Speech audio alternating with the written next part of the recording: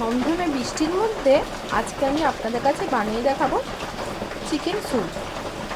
এটা আমি সবজি দিয়ে বানাবো আর ঘরের মশলা দিয়ে একদম সিম্পলভাবে তৈরি করব। তাহলে বন্ধুরা, এই রেসিপিটা সর্দি কাশি জ্বর হলে কিংবা বাচ্চাদের মুখে ভীষণই ভালো লাগে, তাই আজকে আমি রেসিপিটা নিয়ে এসেছি। তো কী কী উপকরণ নিয়েছি সেগুলো আগে বলে দিই। এখানে আমি চিকেন নিয়েছি 200 গ্রাম, গাজর, ডিম কড়াই, পেঁপে, টমেটো, আলু, পেঁয়াজ, কাঁচা লঙ্কা, গোলমরিচের গুঁড়ো আর 4টে লবঙ্গ, একটু দারচিনি, সরিষার তেল, আপনারা এখানে সাদা তেল ব্যবহার করতে পারেন, জিরে গুঁড়ো 1/2 চামচ, ধনে গুঁড়ো 1/2 চামচ, হলুদ 1/2 চামচ, লবণ 1 চামচ আর আদা রসুন বাটা 2 চামচ। ব্যাস বন্ধুরা, এই কটা উপকরণ দিয়ে আজকে রেসিপিটা শুরু করব। রান্নাটা তৈরি করার জন্যে কড়াই বসিয়ে গরম করে নিয়েছি, দিয়ে দিচ্ছি তেল। এখানে আমি সরিষার তেল ব্যবহার করলাম, আপনারা সাদা তেল ব্যবহার করতে পারেন। দিচ্ছি এখানে গরম মশলা, কাঁচা লঙ্কা আর গোটা জিরে। এবার ভালো করে একটু ফোড়নটাকে ভেজে নেব।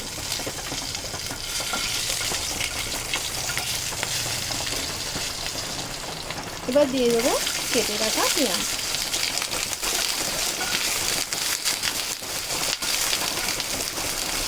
পেঁয়াজটা একটু হালকা করে ভেজে নিয়েছি, এবার দিয়ে দিচ্ছি চিকেনটা।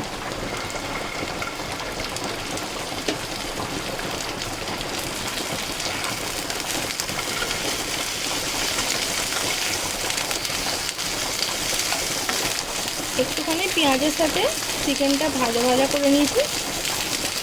এবার দিয়ে দিচ্ছি আলু, পেঁপে, গাজর, ডিম কড়াই, ভালো করে এটাকে মিশিয়ে নেব।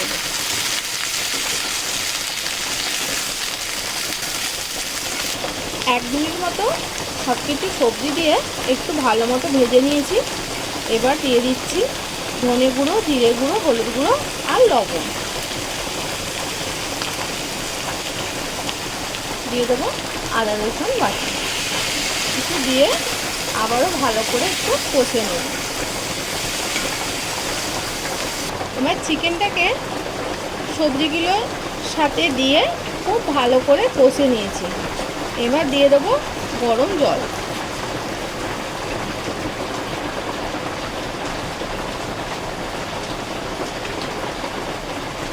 এবার চাপা দিয়ে এটা সেদ্ধ হতে দেব।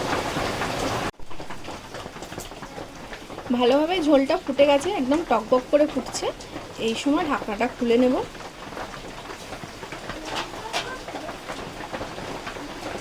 এবার দিয়ে দেবো টমেটো কুচি, একটা কাঁচা লঙ্কা চেরা আর গোলমরিচের গুঁড়ো।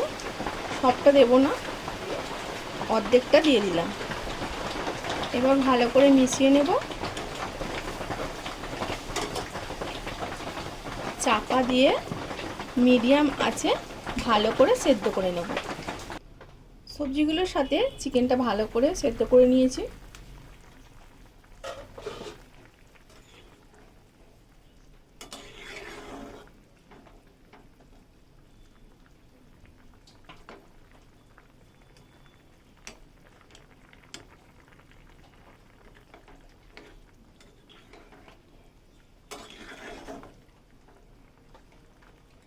সমস্ত কিছু ভালোভাবে সেদ্ধ হয়ে গেছে, আর এখানে আমাদের সবজি দিয়ে চিকেন স্যুপের রেসিপিটা একেবারে তৈরি। গ্যাসটা বন্ধ করে দেবো আর সব শেষে দিয়ে দেবো অল্প একটু গোলমরিচ গুঁড়ো। আমাদের চিকেন স্যুপ একেবারে তৈরি হয়ে গেছে।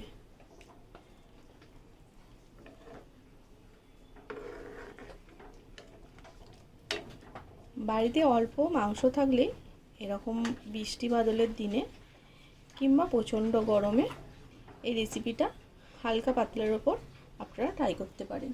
দুপুরে ভাতের সাথে কিংবা রুটির সাথে এই রেসিপিটা বেশ ভালো লাগে।